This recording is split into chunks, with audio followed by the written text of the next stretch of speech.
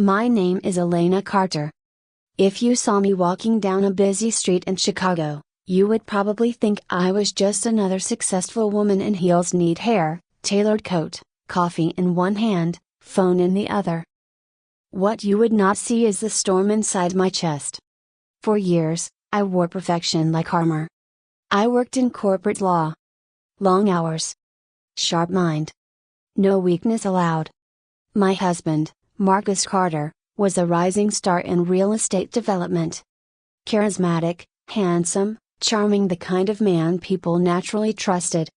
And my mother-in-law, Vivian Carter, was a well-known socialite who loved charity galas, expensive jewelry, and controlling everything around her. On the outside, we were a picture-perfect family. Inside? I was slowly disappearing. That night started like any other. Rain hammered against my windshield as I drove home after a 10-hour workday. Traffic was brutal. My shoulders burned. My eyes were dry. My hands cramped from gripping the steering wheel too tightly. I remember thinking, just get home. Take a shower. Breathe. But when I turned onto my street, something felt wrong. Our house, a modern glass mansion with warm lighting and motion sensors, was completely dark. No porch light. No kitchen glow. No TV flicker through the windows. Just silence. It looked empty. Abandoned. Cold. My heartbeat quickened. I parked, stepped out, and felt rain soak into my coat. I unlocked the door and walked inside. The air smelled stale, like nobody had been there all day. My suitcase wheels echoed loudly across the marble floor. Marcus always left the TV on. Vivian always kept a lamp glowing in the living room. But now? Nothing. Marcus? I called out. No answer. Vivian? Silence. A tight knot formed in my chest. I walked toward the kitchen, and that's when I saw it. A white envelope on the dining table, held down by a heavy crystal paperweight. My hands trembled as I picked it up. Marcus's messy handwriting was on one side. Vivian's sharp, elegant script was on the other. Together. Like partners. I opened it. The words hit me like a punch to the gut.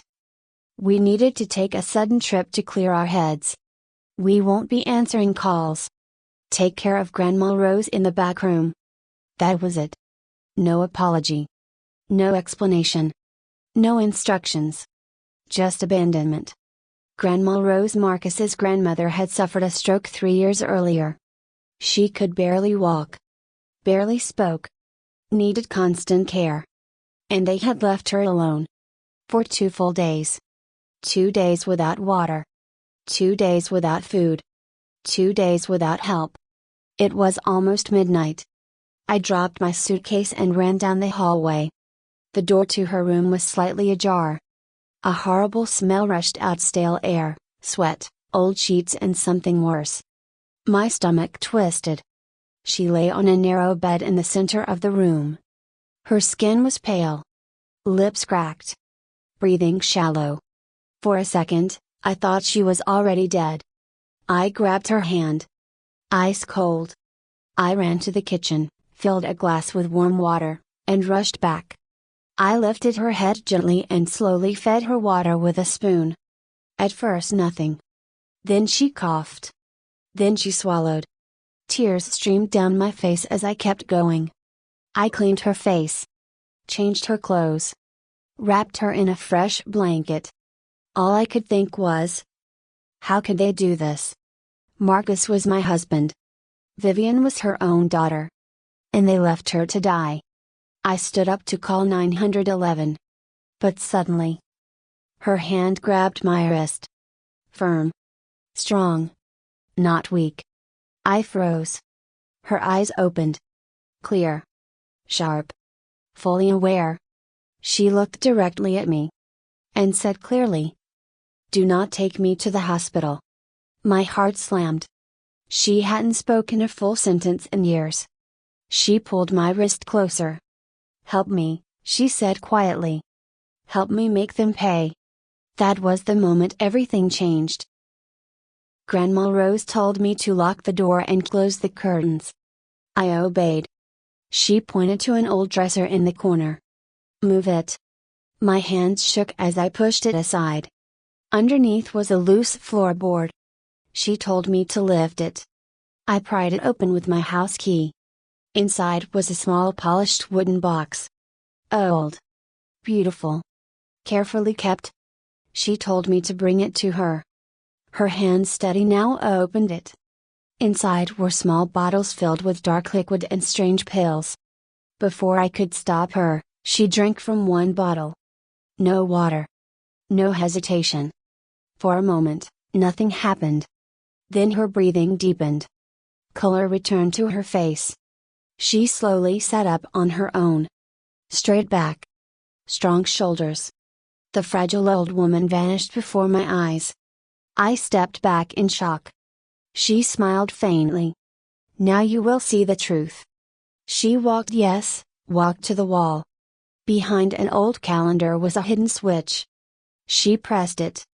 A section of the wall slid open. Inside was a high-tech control room: screens, cameras, wires, monitors. Every room of our house was being watched.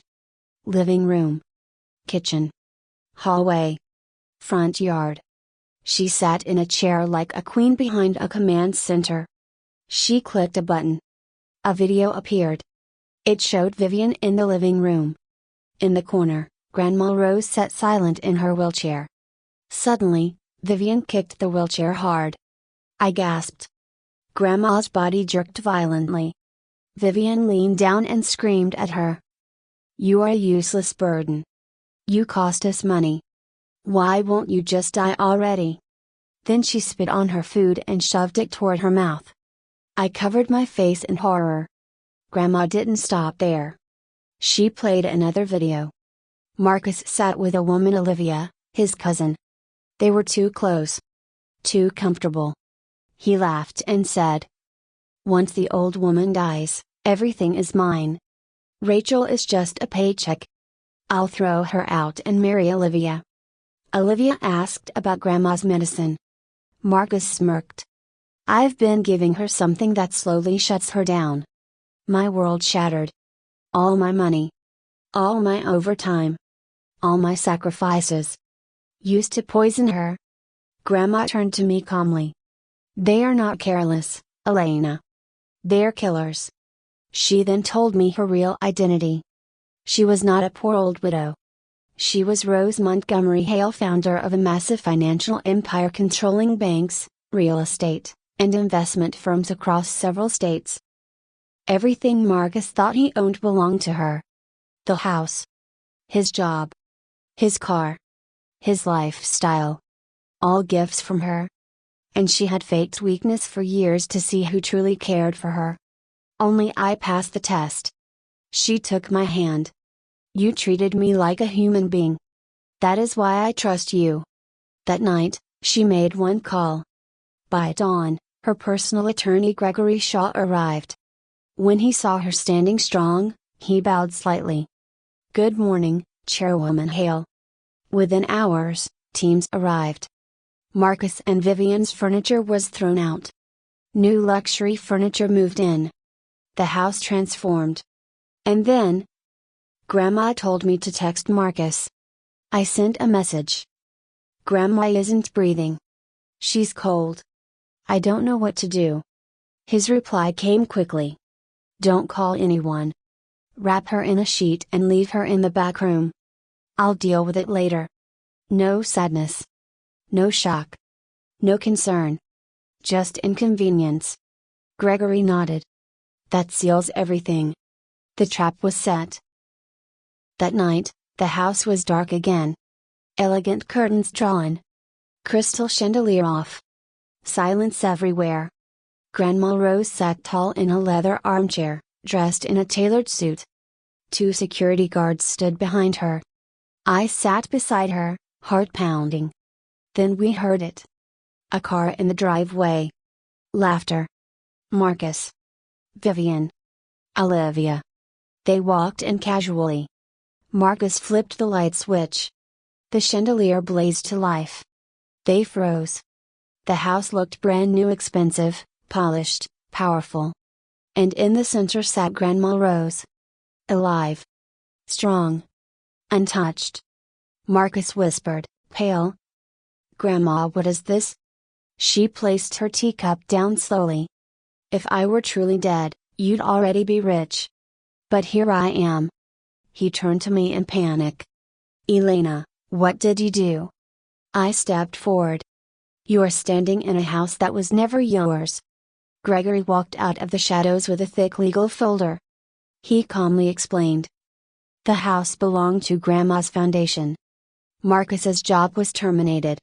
His bank accounts were frozen. His credit cards were cancelled. Marcus pulled out his phone and watched his life collapse in real time. Fired. Account frozen. Access denied. Vivian started screaming. Olivia backed away from him. Grandma spoke coldly. You left me to die. You poisoned me. You stole from me. Then. Police walked in. Marcus dropped to his knees. Vivian cried hysterically. Olivia tried to run but guards stopped her. Handcuffs clicked. They were taken away. 3 months later, I saw Marcus and Vivian sitting on cardboard outside a clothes store, dirty clothes, arguing over leftover food. Marcus chased my car, shouting my name. I didn't stop. 1 year later, the verdict came. Marcus 12 years in prison. Vivian 10 years. Olivia reduced sentence, but her life was ruined. I felt no joy. Only peace. Grandma Rose now lives in a beautiful home with real care. And me? I now run her foundation. Helping abused elders. Supporting struggling families. Protecting vulnerable women. I am no longer afraid. No longer silent. No longer small. Sometimes justice is slow.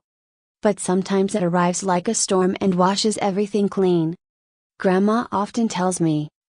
Kindness is not weakness. Kindness is power. And she is right. If this story touched you, please like and share it so more people can hear it. Subscribe to Revenge Fair for more powerful real lifestyle stories of justice, betrayal, and strength.